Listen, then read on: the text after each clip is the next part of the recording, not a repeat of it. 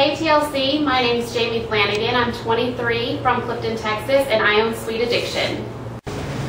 How would you describe your personality? I would describe my personality as being outgoing, optimistic, and innovative. How would your friends and toughest critics describe you? My friends and toughest critics would say that I am fierce, stubborn, and driven because I go after what I want. What's your best and worst quality?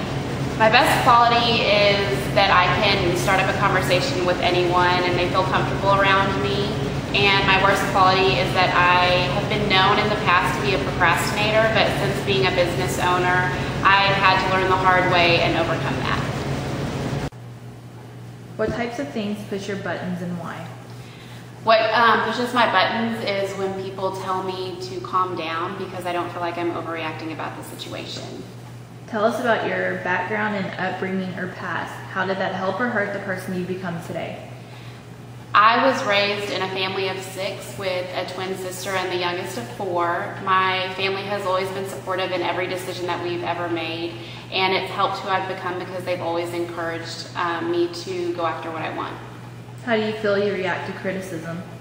Criticism hurts me, but it gives me a different perspective on my work, and because this is a customer-based industry, it forces me to be creative to please my client.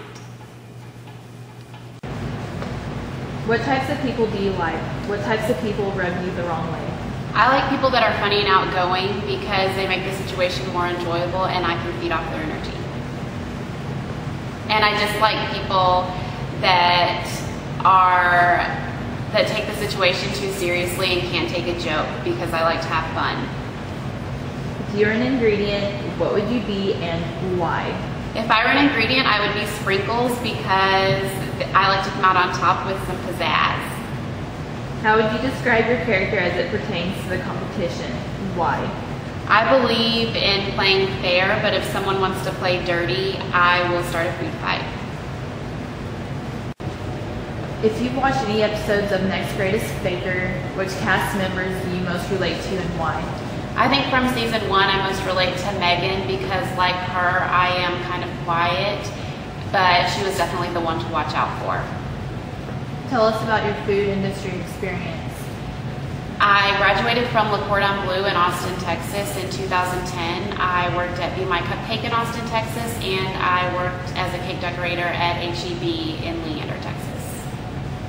Do you have cake decorating, baking, or pastry experience?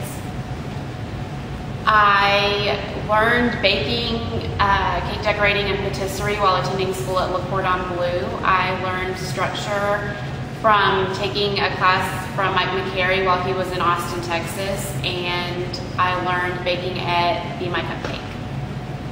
Is there a specific genre of foods or desserts you like to bake or cook? What type of baking do you hate?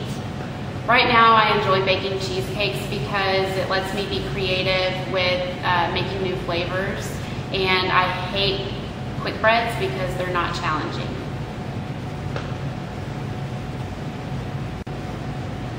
Are you creative in the kitchen? How elaborate and creative are your designs when baking? I feel like I'm creative because I feel like I'm a modern cake decorator and like to add flair and volume to my designs. Tell us any interesting details about yourself or anything that makes you stand out. I am the youngest business owner in Clifton, and in only being open for 8 months, my bakery won Best Desserts and Best Bakery in Bosque County. What is your favorite topic of conversation in a social setting? When my friends and I get together, we like to talk about everything that's going on in our life at that point. Where do you get your recipes? I get my recipes that have been passed down in my family from cookbooks and magazines, and I tweak them by trial and error. How would you rate your skill level when it comes to baking, decorating, pastries, and dessert? I think when it comes to patisserie, baking, and cake decorating that I'm average because I think it takes years and years of experience to be considered an expert. True or false? You have to go to culinary school to be a good baker and decorator. I do not believe that you have to go to school to be a good baker and decorator. I think if you've got a passion for it and you're driven to better yourself, that you can be just as skilled as anybody that has gone to culinary school. How would you rate your decorating skills when under time constraints? When I'm under a time constraint, I get my work done super quickly because I am more focused. Describe the types of elaborate cakes you've made. Could you make a 5-tier wedding cake in an hour if challenged? What's the largest cake you've ever made? I think that my cakes become more and more elaborate with the more experience that I get. If I were challenged to do a 5-tier wedding cake in an hour, I would definitely be able to get that done because I would be focused. And ironically, the first wedding cake that I have ever done on my own was a 5-tier wedding cake, and it took me 36 hours. Describe your construction and technical abilities. What's the hardest cake you've designed and made? I haven't been asked to do a structured cake or a technical cake, but I'm a quick learner, and the hardest cake that I've ever done was the Big Bird cake from a class that I took with Mike McCary in Austin, Texas. What, in your opinion, makes a great cake baker or decorator? What makes someone a bad baker or decorator? I think what makes somebody a good cake decorator or baker is if they are passionate about their work and they will go the extra mile to make their client happy. And what makes a bad cake decorator or baker is somebody that views this as just a job and not a passion. How do you think you'll handle quick fire type challenges and working in a group for bigger challenges? What do you think will be your strengths and weaknesses?